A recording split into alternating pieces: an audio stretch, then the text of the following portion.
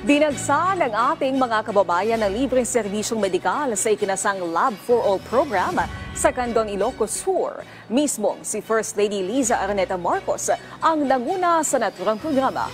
Ang update yan sa sentro ng balita ng kasama nating si Dayan Ferrer live. Naomi, narito nga tayo dito sa Candon City, sa probinsya ito ng Ilocos Sur, para sa Lab for All program, ang libreng laboratorio, libreng konsultasyon at gamot para sa lahat. Ang Lab for All program ay inisyatiba po ni Pangulong Ferdinand R. Marcos Jr. na pinangungunahan ni First Lady Luis Araneta Marcos. Alam mo, simula pa lang kaninang alas 6 ng umaga, ang dami ng mga pasyente at mga benepisyaryo ang nagtungo dito sa Candon City Arena para sa Lab for All program. Dito ay sumailalim yung mga pasyente sa free health screening and assessment. Nagpakuha sila ng blood pressure, may lab test, at may mga libreng gamot rin para sa kanila. Isinarawan naman ng local government unit ng Candon na itong particular na Lab for All program na ito, yung siyang pinakamalaking medical mission na naisagawa dito sa lungsod ng Candon. Now, bukod sa libreng laboratorio, konsulta at gamot para sa lahat, narito rin yung iba't ibang ahensya ng gobyerno para maghandog ng iba't ibang mga serbisyo. Parang one-stop shop yung dating. Narito yung PhilHealth, LTO, SSS, FDA, DMW, at maging yung Public Attorney's Office para sa free legal services.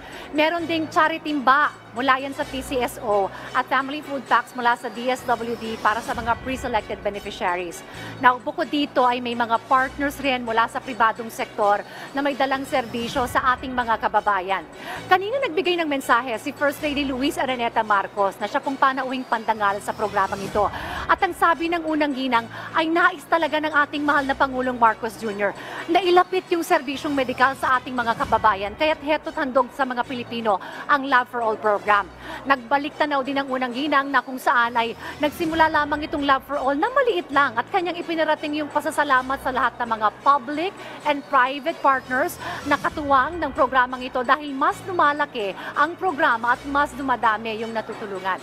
Sa ngayon, Naomi, tuloy-tuloy pa rin yung libreng laboratorio, konsultasyon at gamot para sa lahat, para sa mga benepisyaryo at pasyente dito sa lungsod ng Candon, sa probinsya ng Ilocos Sur. At yan muna ang latest mula dito sa lungsod ng Candon. Ako si Dayan Ferrer para sa Pambansang TV sa Bagong Pilipinas. Back to you, Naomi. Maraming salamat, Dayan Ferrer.